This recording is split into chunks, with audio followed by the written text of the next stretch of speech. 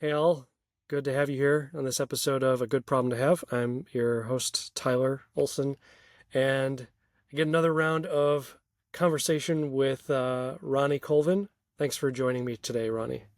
Sure thing. And today we're going to be talking about life insurance. Three things primarily. We're going to address three questions. Do you need it?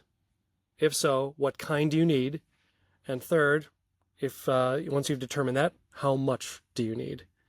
And we get a lot of questions about life insurance from physicians, like because your income varies widely. It's low and then it's high, um, and then a lot of people ask questions about like if they need it because, say, you're in fellowship and you're single and you're not dating anybody. Do you need it? Versus someone that is out of training and they got a couple of kids and they're like, do I need it? And those are two very different answers, right? Very much so, yeah. So, again, the main thing I think of when I think of the question, do I need life insurance, is dependent on the answer to the question, do I have people relying on me, like now or in the future? Does that Yeah. does that sum it up well for you too? Yeah. People relying on you or people who will be hurt, and I don't mean emotionally because that's going to happen, but people who would be hurt by financially if you were to suddenly pass away. I think in particular for our audience, for physicians, if you're, say, in residency, you've got, 300,000 plus in student loans, if nobody is co-signed for those, and you suddenly pass away, then the loans just go away. But if perhaps, for example, your parents were co-signed on those loans, maybe not all of them, but a significant chunk of them, or there are parent plus loans that paid for you to go to school that they are on the hook for, then you should consider having at least as much life insurance while you're in residency and fellowship to at least cover paying those off for them. Don't leave them stuck holding the bill for that. Not only to bury you and funeral costs and that kind of stuff, but they're going to want people, the loan government, Uncle Sam and the loan companies, whoever you borrowed it from, are going to go looking for that money. And if your parents are on the hook for it, that's who they're going to go to. Mm-hmm. Yeah, yeah, that's a good point. So it could be, yeah, I hadn't immediately thought of that in terms of who could be hurt, um, financially speaking. So yeah, as you look at your situation, you need to be looking at all those areas. Like, if I'm not here, who is impacted financially and how? Yeah. So if it's a debt question, that's one thing. The main driver that I usually that usually compels me to talk about life insurance is lost income, though. Yeah. Um, and I've had like some trainees or attendings, they'll say like, well, I'm not married right now. I am dating somebody though. Mm-hmm. And like that one to me is like, well, it's a matter of obviously you don't know like if you're dating someone, you don't know if you're gonna get married, of course. Sure. Yeah. Um, but like if they'll subsequently really rely on you financially speaking. Um, but I don't know. Life insurance, if you're young-ish and healthy, it's relatively inexpensive if you get term life insurance. Mm-hmm. I tend to say like I don't know, maybe this is just like a optimism by default, but I'm like, you are dating if you're dating someone, I mean, you have an interest in having people in your life. You want to like build a family around you. That's your desire. So, like I kind of am inclined to say get the insurance while you're healthy and you're showing yourself some optimism that I am going to have somebody that's going to be relying on me into the future. You know what That I is mean? exactly the conversation I had earlier this week, as a matter of fact, with one of our clients who is a young attending, new attending, 35, and has is in a relationship, but it's kind of a new relationship. But he knows, as far as his life plan is concerned, he does want to get married. He does want to have kids, or at least he wants it to be an option. And we had this very conversation when I said, well, right now, you're young and you're healthy, there's nothing that would prevent you from going ahead and getting life insurance that would be cheap because you're young and healthy, and you would have it in place. Now, the amount that you get right now, because you don't have all of those other things, would be lower than you were if those things were already there, your wife and kids and that kind of stuff. The amount that you get might be lower, but at least you'd have it. And it would be there, because if something happens, like say you're 35 now and things didn't happen for you, like the marriage and the kids, until you were 40.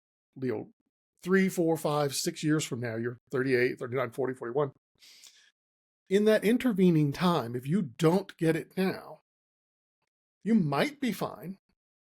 But what happens if you do end up suddenly with a health condition between now and then that makes you completely uninsurable or makes it extremely expensive because of your health condition? Mm. And I gave this particular client an example from my own experience. I got my life insurance policy when I was 30 years old. I was young and I was in much better shape and everything else, and I got a really good rate, but I was single at the time, so I didn't need much. I just needed enough to take care of my mom. Not a big deal. But 5 years later, I was diagnosed diabetic. Suddenly, if I wanted more life insurance, it was going to be significantly more expensive. So if something like that were to happen to this client, it's like, well, if you get it now, what you're paying for stays with you for the duration of that particular term policy. And what we were talking about was a 30-year level term policy. So if you get it now, it's in place, you're done, you don't have to worry about it. You might need more later on, but at least you'd have this. And so that was the discussion, and we've arrived at that's probably the plan to do, because it would be significantly cheaper to do it now over the life of the policy, because the payment each year would be fixed. And he doesn't have to worry about it if he does have a health condition and that kind of stuff. Yeah. That's a powerful example. Your own. I certainly look at, there are times I wish I could get more life insurance right now, but at my age and in my health conditions, yes, I've priced it. I could get it, but it would be so ridiculously expensive that not worth it at this stage. Yeah. And a good reminder for anyone here who's listening to take it seriously, like to value the relatively good health time frame of your life. Yeah. In more ways than one, not just with life insurance. Yep, absolutely. Yeah. Okay. Well, yeah. So these are the sort of things you want to think about when you're ascertaining if do I need life insurance? It's good to think on this. And there's not like there's good principles to follow, but you gotta evaluate your own situation. Yeah. Okay, then we move on to our second question. What kind? And I'm going to hold myself back from getting too into the weeds on the whole life insurance area. But in short, 99% of us just need term life insurance. Yeah. Yeah. Whole life, other kinds of policies have their place for specific functions. Neither of us is religious about never, ever whole life or cash value life. No. They have their place. But particularly at the start of an attending's career, you're starting your career, you're starting a family, possibly, that kind of thing. Term is where you start. We'll determine later if you need something different, but initially, term is where we start. It's inexpensive. We can get it to last. We can get like that previous client, a 35-year-old, relatively new attending, planning to retire at 65. Great. Let's get a 30-year level term life policy in place. It will take you from now until you retire. Done. Yeah. As long as we've calculated the amount that you need properly, you'd be set. Yeah. Yeah. Yeah. And like there's someone that we work with. I met with him like 2 weeks ago, and he's read up on some of the like permanent insurance Mm. strategies that can be implemented, and he's not wanting to dive in right now. He was asking what I think, and just especially because of there's a lot that I say on social media uh, bashing whole life insurance. It's admittedly a broad brush because there is so much abuse in the sales realm That's right. toward Yeah. physicians. But I told him, I said, you need some term life, and we're going to build out a savings and investment plan for you. And he has the income level and versus his expenses to where he'll be able to save a lot in a taxable account, Right. and where it could start to make sense to carve out a permanent insurance policy strategy that could be specifically earmarked for long-term care expenses Mm-hmm. 40 years from now. Yep. He has that sort of latitude with his income range. But that's, and I said, that's something that we'll talk about in like 2 years, okay? Because so if anyone's coming out the gate being like, oh, you need to get some permanent life insurance, index universal life insurance, or whatever, you want to be very wary of that. For the most part, you just need term life insurance to be able to provide that substantial in lifetime income replacement. Yeah. Absolutely. Um, and then you brought up the question, how much? Mm-hmm. How much does a person need? And that that's an example of a question that I've had people ask me, or they've asked me that question after they've done some Google searching, or even like using AI to try to get their answers. And the results that they get are all over the map. And so that's why Yes. they end up coming being like, I don't know what to do. I'm in decision paralysis. Where do you start? um, I start with what's your current life situation? We have a client that is a very high earning neurosurgeon, but he's single, no family, and no plans to have one. Not, no, we know how plans go. Right. Tell God your plans and listen to him laugh. Yeah. But the only insurance he needs right now would be to clear the debts of his estate.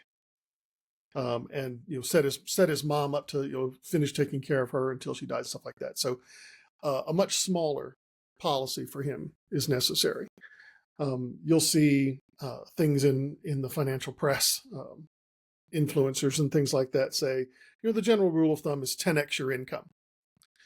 Well, for a single person with no family, that's okay. That's fine. There could be an upper limit to that depending on how much you really need. I mean, if you're an attending neurosurgeon in private practice making $1.5 million a year, do you really need $10.5 million with no family and no spouse, no nothing like that, and no real debts to speak of other than a mortgage? Probably not. No. So it does. There are some tail end sort of ones that you can skip over, but the real things to look at is if you have that spouse and family. And the way we do that is, particularly if you have a young family, is how much income do we need to replace to at least get the kids to age 21, to get them out of college? If you did this, the single, or even if you were married but with no kids, 10x your income is still probably fine. It might get extreme in high income situations, but that's still probably fine. But if you've got kids, you were planning on putting them through school. Your spouse may or may not work, or even if they do work, they might work at an income that is significantly less than an attending salary. So the idea is to replace the income you would have earned had you not died, to at least get the kids to 21. And that includes all the retirement savings you would have contributed to, all the vacations you would have taken, and all those things, car replacements and all that kind of stuff, to get them to 21, and however many years that is. Mm-hmm. We do use a calculator that we use in-house that will calculate, income replacements, some things, final expenses you have to cover, what we call a readjustment period, so that your spouse gets at least 6 months just to recover from your passing, so they don't have to immediately go back to work 3 days after the funeral or something else like that. We build some of these factors in, and we also take into account the benefits that your children would get from your Social Security payments. A lot of people forget that if you pass away with young children, they will get your calculated Social Security benefit until they turn 19. And so there's a government benefit that goes along with that would offset some of the need for life insurance. Then we add back in things like, oh, okay, we're going to need extra childcare. If your kids are 3 and 5 and your spouse does have to go back to work or need to, childcare is a much bigger deal all of a sudden. It's not just daycare anymore.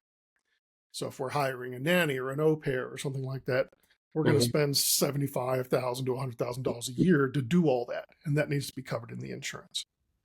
And so we go through and do all that calculation to come up with how much do we need really to get the kids to 21. And that can sometimes be significant if you're a high earner. If you look at a pediatrician making $300 a year, okay, that can be $5 million that you got to replace. If you're looking at a neurosurgeon who's making $750 to $1 million a year, it gets pretty significant. We had a client that sort of, when he saw the number, they said, I'm worth more dead than alive. No, you're not. No, you're not.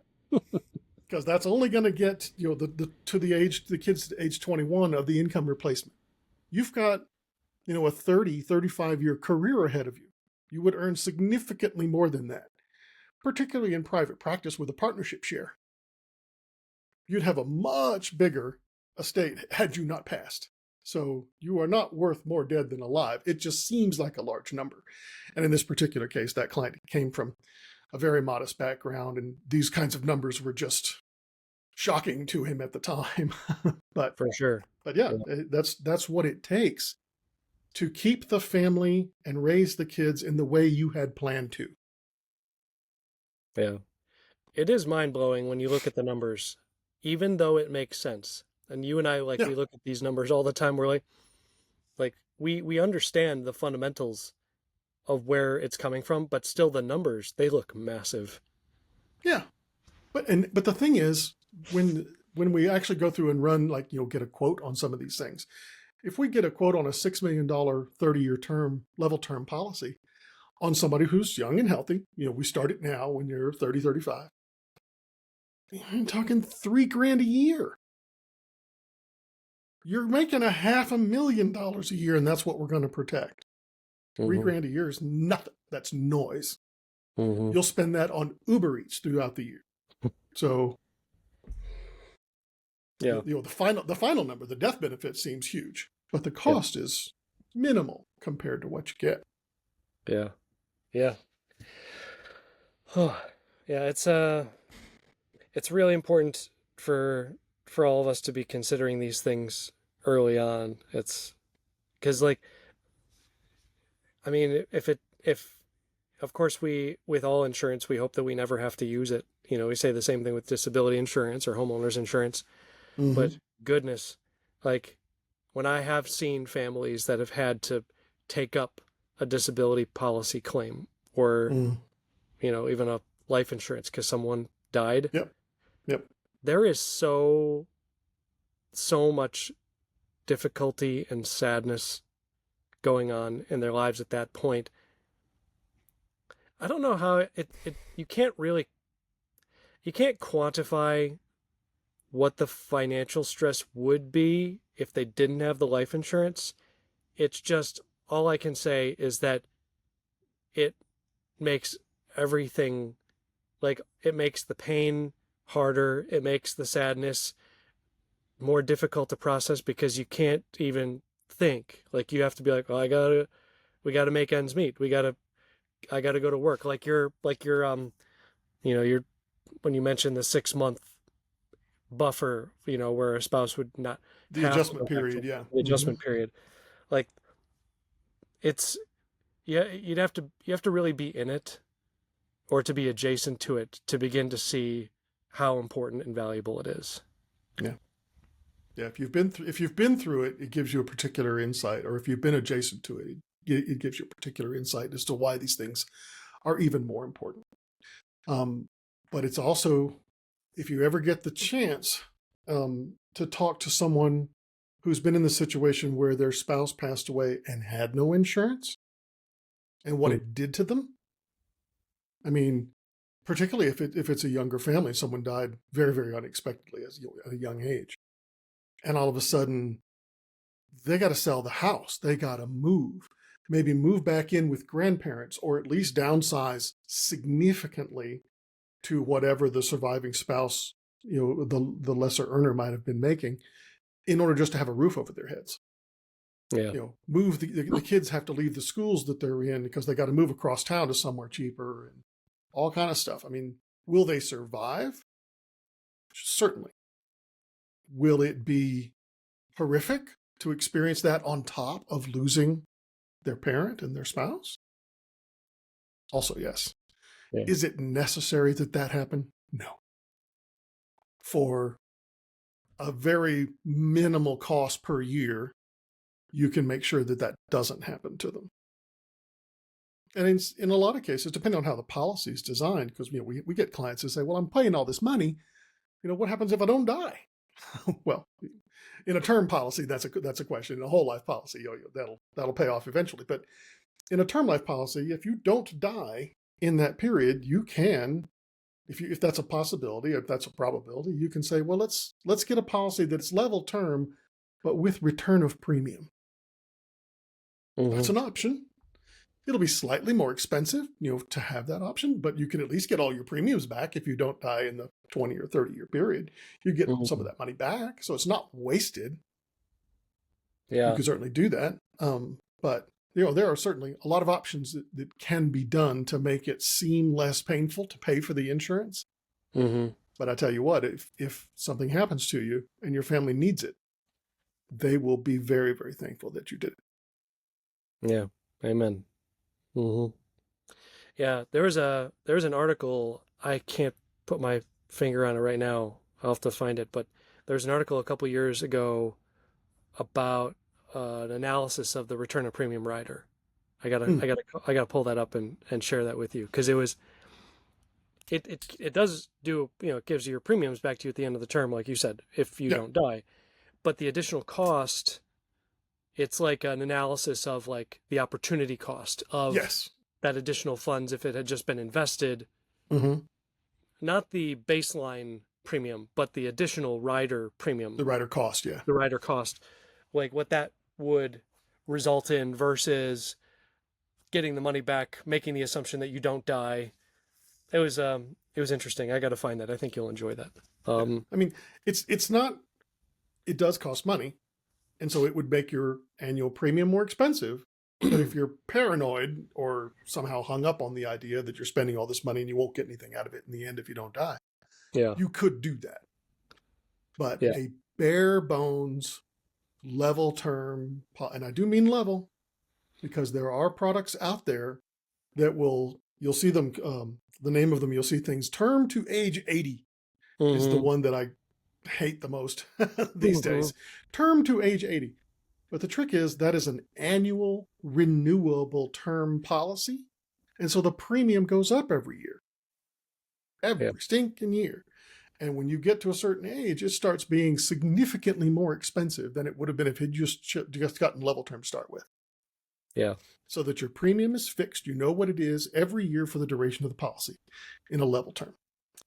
So those kinds of annual renewable terms, they're cheap to start with, but boy, they get you in the end when you get closer to the end of that. It gets super expensive. Yeah. No, that's a good point. Boy, yeah, we see a lot of those term to 80 policies. Well, there's a particular company that sells those that is very, very good. I mean, you got to give people their props. They're very good at selling to physicians. Doesn't mean I wouldn't like to punch them in the nose, but they're very good at it. Proverbial nose, right? Not actual. Punch them somewhere else. I mean, whatever. I'm from Alabama. I'll punch you somewhere. But, But those kinds of policies, like they seem so attractive early on because the premium is so low. Mm-hmm. But Yeah. man, that's going to ratchet up on you every year, Yeah. and it's going to start going up at a much larger rate. Mm-hmm. 10 years into the policy, and it's Yeah. suddenly not going to seem so inexpensive. Yeah. That same company, they do the same thing with graded premium on their disability policies. So Yeah. they're very good at that. Oh, so you know who I'm talking about. Oh yeah, of course. Yeah, of course I do. But yeah, and that's why, like, aside from addressing these three questions we talked about, make sure that you are getting good advice on, like, if you're actually going to get life insurance, that you're getting more than one opinion. And you all know where to find us. You know where to find me on on Twitter, and of course, we can direct you to agents. We don't sell policies. We Oh, keep no. eyes on it. Whoever you talk to, make them show you how they arrived at the number Mm-hmm. when they say, this is how much life insurance you need. Yeah. We refer to it as an insurance needs analysis. How much do you need? Make them show you how they got to that number. Yeah. Where did that come from? Is it pulled from some dark orifice? Is it calculated in some regular measured way? How did they come to that number? Because obviously the number that you're buying is tied to the premium that you'll be paying, and the benefit and everything else. How did they get to that number is something I would absolutely want to ask in buying the policy. For sure. Yeah. Great advice. Great conversation, Ronnie. Thanks a lot. It was good to talk to you about this. Anytime, sir. All right, y'all. Thanks for listening. Take care. See you soon.